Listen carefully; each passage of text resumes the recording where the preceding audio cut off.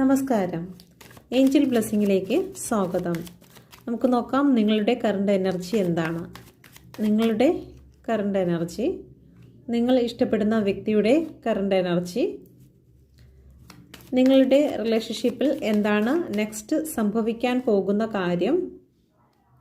Please കെഡിമി mother യൂണോസിൻ്റെ ശക്തമേറിയ energy ചോദിക്കുന്നു. പ്രപഞ്ചശക്തിയുടെ message എന്താണ് നിങ്ങളുടെ റിലേഷനുമായി ബന്ധപ്പെട്ട്.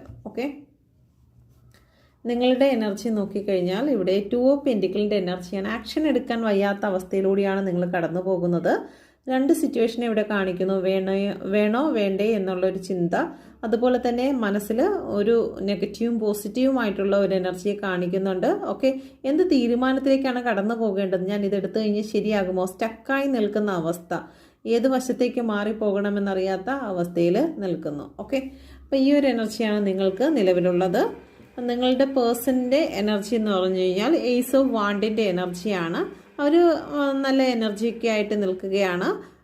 ലൈഫിലേക്ക് ചില കാര്യങ്ങൾ സക്സസ്സിലേക്ക് കടന്നു പോകാനായിട്ട് അവർ നിൽക്കുകയാണ്. അവരുടെ ലൈഫിൽ വളരെ ഒരു പോസിറ്റീവ് എനർജി ആയിട്ടാണ് കാണുന്നത്. ഓക്കെ, നിങ്ങളുടെ റിലേഷൻഷിപ്പിൽ എന്താണ് ഉടൻ തന്നെ സംഭവിക്കാൻ പോകുന്ന കാര്യം എന്താണെന്ന് നോക്കിക്കഴിഞ്ഞാൽ ദ മൂണിൻ്റെ എനർജി വന്നിരിക്കുന്നു. ഓക്കെ, അപ്പോൾ റിലേഷൻഷിപ്പിൽ ചില മിസ്റ്ററി, ചില കാര്യങ്ങൾ, രഹസ്യങ്ങൾ പുറത്തു വരാൻ പോകുന്ന എനർജി, ഒരു വേദനാജനകമായിട്ടുള്ള ഒരു എനർജി തന്നെയാണ്.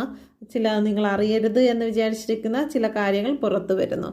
അത് നിങ്ങളെ ഒരുപാട് വേദനിപ്പിക്കുന്നതായിട്ടാണ് കാണുന്നത്. ഓക്കെ, ചീറ്റിംഗ് ആണ് 7 ഓഫ് സോഡ്. നിങ്ങളുടെ പേഴ്സൺ നിങ്ങളെ ചീറ്റ് ചെയ്തതോ അല്ലെങ്കിൽ നിങ്ങൾ നിങ്ങളുടെ പേഴ്സണെ ഏതെങ്കിലും തരത്തിൽ ചീറ്റ് ചെയ്തതോ ആയിട്ടുള്ള മറച്ചു വെച്ചിരുന്ന ചില സത്യങ്ങൾ പുറത്തു വരുന്നു എന്നുള്ളതാണ്. അത് നല്ല രീതിയിൽ പെയിൻ തരുന്ന ഒരു എനർജി ഇവിടെ കാണുന്നുണ്ട്. നല്ല രീതിയിൽ മാനസികമായി തകർന്നു പോകുന്ന ഒരു എനർജിയാണ് ഇവിടെ കാണുന്നത്. ഓക്കെ, അപ്പം പ്രപഞ്ചശക്തി എന്താണ് നിങ്ങളുടെ ഈ റിലേഷനുമായി ബന്ധപ്പെട്ട് പറയുന്നതെന്ന് വെച്ച് കഴിഞ്ഞാൽ വീൽ ഓഫ് ഫോർച്യൂൺ ആണ്. നമ്മൾ ചെയ്ത കർമ്മയുടെ ഫലം നമ്മളിലേക്ക് കടന്നു വരുന്നു.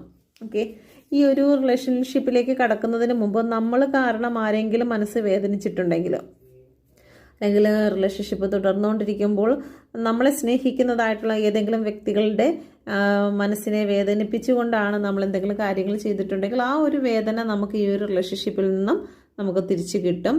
അപ്പം അത് കർമ്മയാണ് എന്നാണ് യൂണിവേഴ്സ് പറയുന്നത്. അപ്പം ആ കർമ്മയെ ഫേസ് ചെയ്തേ മതിയാകുകയുള്ളൂ. വീൽ ഓഫ് ഫോർച്യൂൺ അതാണ് സൂചിപ്പിക്കുന്നത്. ഓക്കെ, അപ്പോൾ നിങ്ങൾ പ്രാർത്ഥിക്കുക. ഈ ഒരു സിറ്റുവേഷനിൽ നിന്നും നമുക്ക് പുറത്ത് വരണമെങ്കിൽ നമ്മൾ ഹോപ്പൺ ചെയ്യുക. നമ്മൾ മനസ്സുകൊണ്ട് ആരെങ്കിലും വേദനിപ്പിച്ചിട്ടുണ്ടെങ്കിൽ അച്ഛനെയോ അമ്മയോ സഹോദരങ്ങളെയോ അല്ലെങ്കിൽ ഏതെങ്കിലും വ്യക്തികളെയോ നമ്മൾ റിലേഷൻ്റെ